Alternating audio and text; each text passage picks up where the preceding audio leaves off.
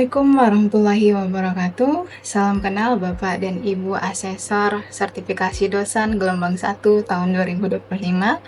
Saya Puji Lestari Tarigan, saya dosen program studi agroteknologi Fakultas Pertanian UPN Veteran Jawa Timur. Video ini merupakan salah satu pernyataan diri dosen dalam unjuk kerja Tridharma Perguruan Tinggi. Pada kesempatan kali ini, saya akan menyampaikan mengenai mata kuliah Fisiologi Tanaman.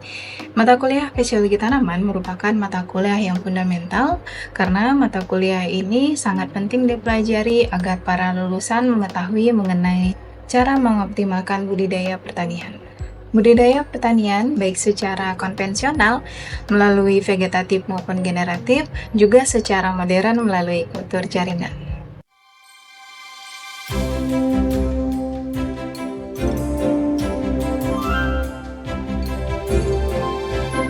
Mata kuliah Fisiologi Tanaman terdiri dari 3 SKS, 2 SKS teori, dan 1 SKS praktikum.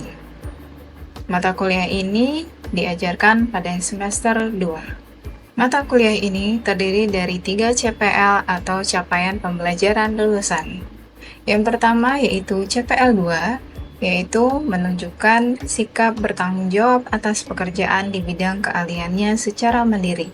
Kemudian CPL 4, mampu menerapkan pengetahuan ilmu tanaman dan konsep dasar produksi tanaman, tanah dan konsep dasar sumber daya lahan, serta penyakit tanaman dan konsep perlindungan tanaman terhadap hama penyakit secara terpadu.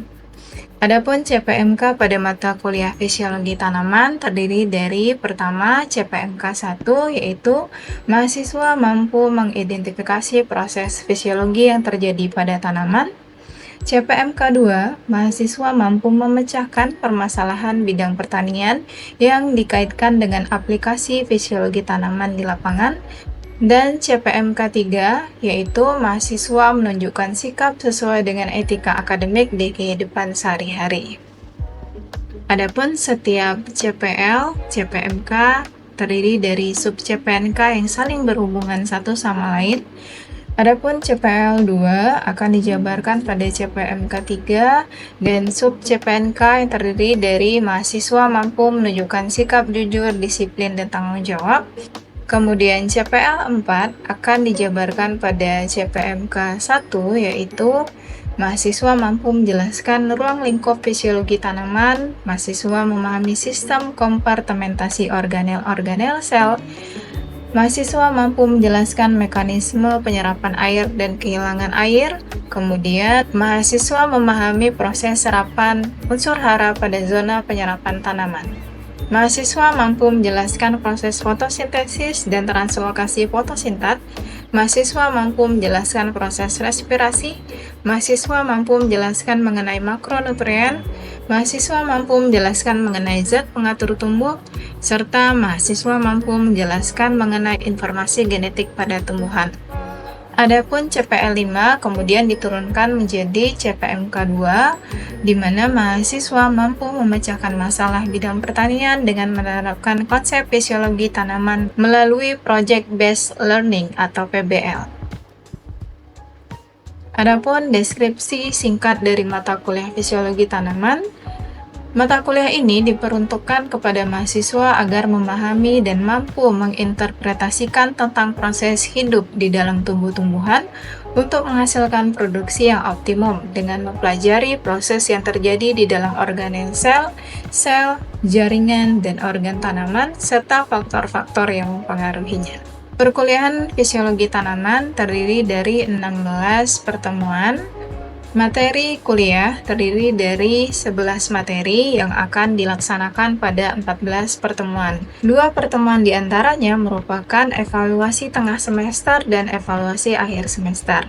Sedangkan 14 pertemuan terdiri dari perkuliahan, kemudian tugas, dan juga presentasi tugas. Mata kuliah ini terdiri dari beberapa referensi yang bisa digunakan mahasiswa untuk menambah pengetahuannya mengenai fisiologi tanaman.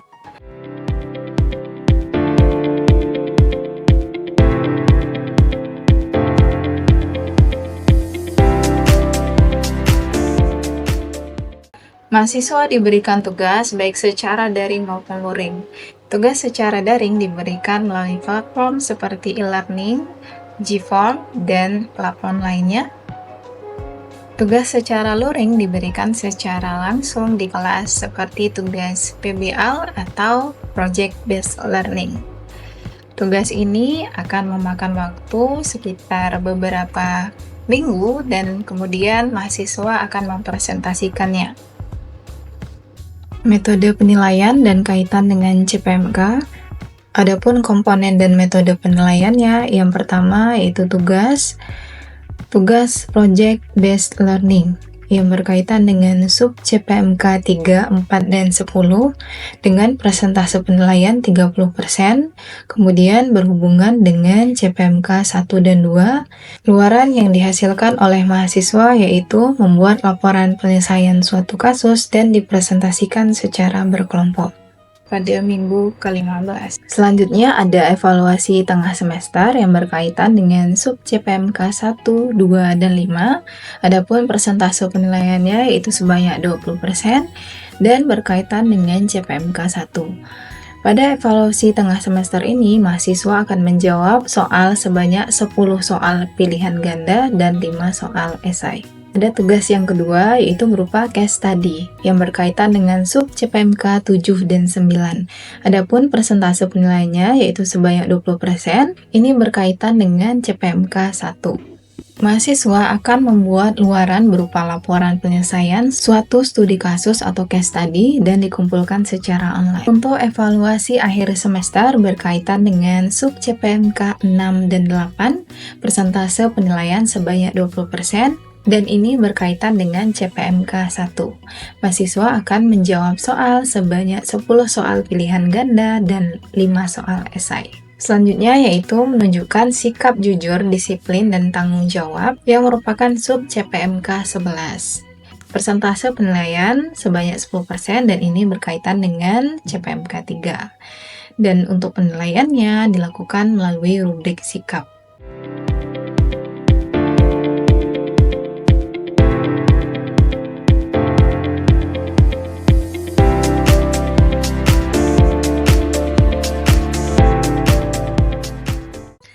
Untuk penilaian, berupa PowerPoint, presentasi, studi kasus atau case study, kemudian proyek mahasiswa atau project based learning, kemudian evaluasi tengah semester maupun evaluasi akhir semester berdasarkan rubrik penilaian.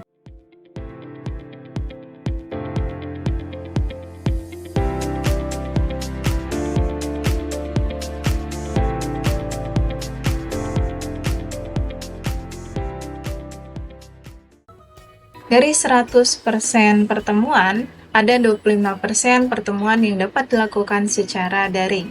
Salah satu pertemuan ini akan saya sampaikan pada video kali ini.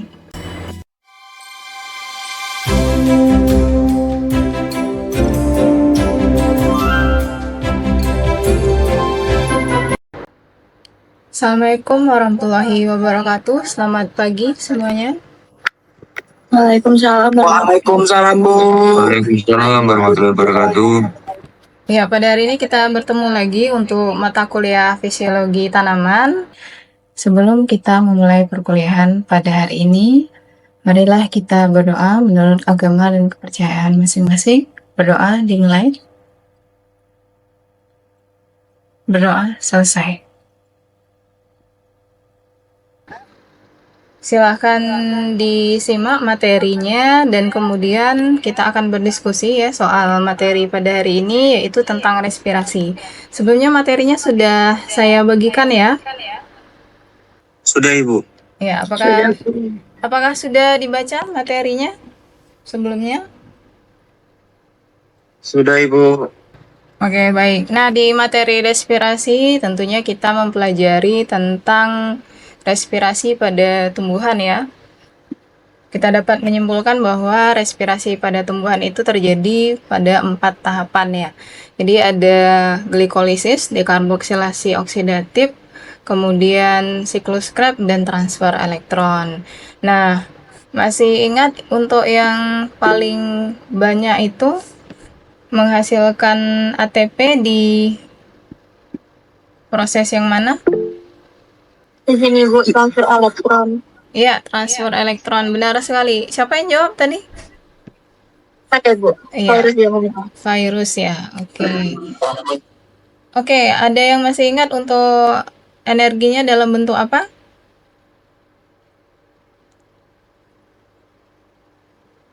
Ayo, cuma 3 huruf. Masih ingat bentuk energi yang dihasilkan? ATP Bu. Iya, apa kepanjangan dari ATP? Izin jawab Ibu, adenosin trifosfat. Oke, kepanjangan dari ATP adalah adenosine trifosfat. Oke, bagus sekali. Nah, selanjutnya ada yang mau didiskusikan? Soal materi respirasi kita pada hari ini, silahkan didiskusikan. Jika ada pertanyaan, silahkan raise hand. Ya, silahkan Silma. Izin bertanya Bu, apabila tumbuhan melakukan banyak respirasi, apakah mereka juga bisa kehabisan glukosa? Oke, bagus sekali pertanyaan dari Silma ya. Ya, kalau kita melihat dari proses respirasi tersebut, respirasi itu kan membutuhkan substrat atau bahan dalam bentuk glukosa. Kalau dia terus-menerus melakukan respirasi, apakah glukosanya akan habis gitu. Ada yang tahu glukosa yang didapat dari tumbuhan itu berasal dari mana? Dari proses apa? Izin menjawab Bu, fotosintesis Bu. Oke, fotosintesis. Nah, jadi selain ada respirasi, sebelumnya kalian sudah mempelajari tentang fotosintesis. Nah, kedua proses ini saling berkaitan satu sama lain. Apabila terjadi respirasi itu membutuhkan yang namanya glukosa atau gula, nah itu adalah hasil dari fotosintesis. Nah, apabila respirasi terjadi terus-menerus, artinya kan glukosa ini terus dipakai. Nah, sebelumnya juga sudah saya jelaskan bahwa bahan atau substrat dari respirasi tidak hanya glukosa ya, ada lemak dan protein. Jadi kalau dia misalnya tidak mendapatkan gula dari fotosintesis, dia bisa menggunakan lemak ataupun protein yang disimpan gitu. Jadi ada bentuk sumber energi yang disimpan, nah itu yang akan digunakan untuk respirasi. Nah, begitu pula dengan fotosintesis, apabila si respirasi sangat dibutuhkan untuk menghasilkan energi, maka laju fotosintesis juga akan meningkat. Jadi keduanya saling berkaitan satu sama lain. Gitu ya, Silma? Sudah jelas? Sudah Bu. Oke, baik. Yang lainnya ada yang mau ditanyakan? Silahkan. Raise hand. Oke. Ada Mas Cio dulu ya. Ada, silahkan. Baik Bu, saya izin bertanya. Ini tadi yang dijelaskan Ibu, saya ada beberapa kurang paham mengenai kalau tumbuh itu kan nggak punya darah Bu, buat mengatur oksigen. Nah, itu gimana oksigennya itu sampai ke sel-sel di dalamnya? Terima kasih. Oke, bagus sekali. Kalau pada manusia misalnya mengantarkan oksigen itu melalui sel darah merah gitu ya, sebagai pengangkut. Nah, sedangkan kalau tumbuhan ini kan butuh oksigen juga untuk proses metabolisme di dalam tubuhnya, itu terutama adalah respirasi. Nah, bagaimana dia bisa mengangkut si oksigen ini? Apakah melalui jalur pengangkut? Tentu saja berbeda ya. Kalau jalur pengangkut yang kita ketahui yaitu silam dan floem, itu kan untuk mengangkut air dan unsur hara. Nah, tapi kalau oksigen bagaimana? Oksigen ini kan adalah bentuk gas gitu dan dia bisa melewati yang namanya membran. Membran di mana? Yaitu di sel. Jadi di ruang antar sel itu ada celah. Dia bisa melewati celah tersebut karena kalau gas kan lebih ini ya, lebih mudah untuk melewati suatu substrat tertentu gitu, suatu membran tertentu. Jadi dia akan melewati membran antar sel itu dengan mudah seperti itu. Jadi dia tidak perlu jaringan pengangkut yang spesifik. Begitu Mas Cio? Sudah jelas? Baik, Ya. jelas. Ya, selanjutnya ada Mbak Aisyah. Silakan Mbak Aisyah.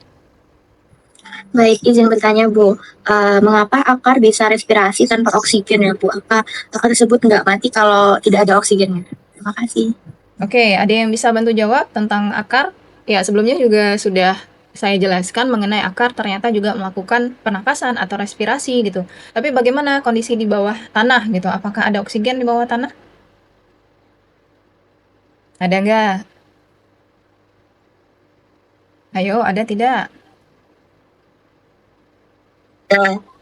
Iya, tentu saja ada. Di dalam tanah itu kan ada yang namanya pori-pori ya, ada pori makro, ada pori mikro. Nah, di pori makro maupun mikro itu berisi udara. Begitulah caranya si oksigen itu bisa berada di dalam tanah. Karena di dalam tanah selain ada akar kan juga ada mikroorganisme ya, ataupun makrofauna, mikrofauna yang hidup sebagai biologi tanah gitu. Jadi mereka mendapatkan oksigen juga, mereka yang bernafas secara aerob gitu ya.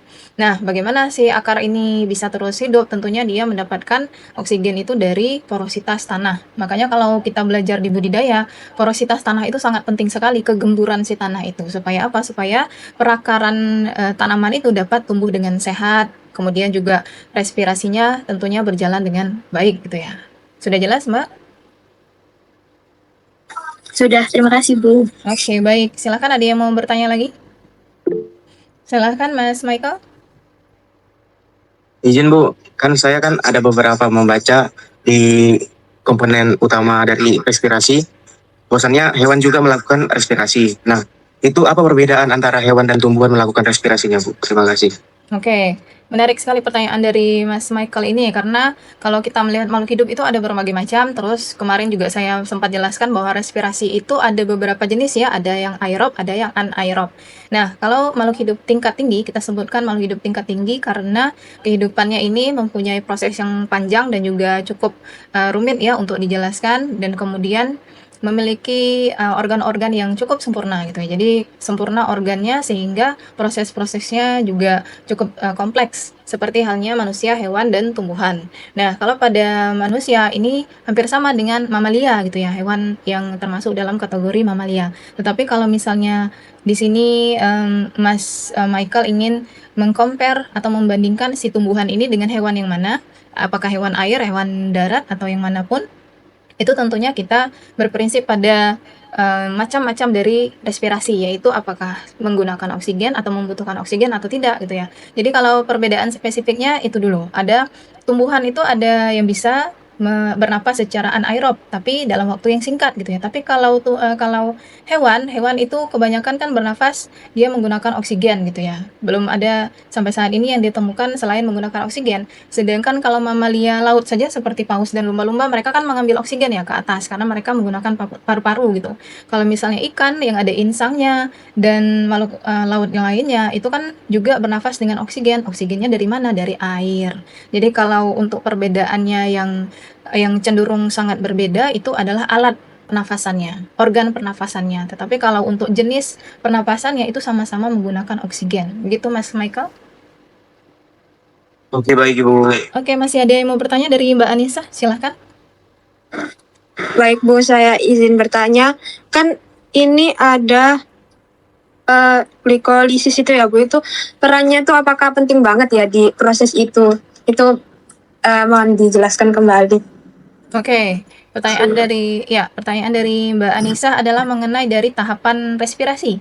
Ya, tahapan pertama dari respirasi adalah glikolisis. Kenapa tahapan itu penting? Karena tahapan yang pertama itulah yang bisa memecah si glukosa ataupun si substrat dari bahan respirasinya. Jadi tahapan itu sangat penting, tidak bisa dilewati atau di skip karena tahapan itu adalah tahapan untuk memecah si substratnya gitu ya. Intinya seperti itu, Mbak Anissa. Sudah jelas? Sudah Bu, terima kasih. Oke, baik. Masih ada yang raise hand? Silahkan.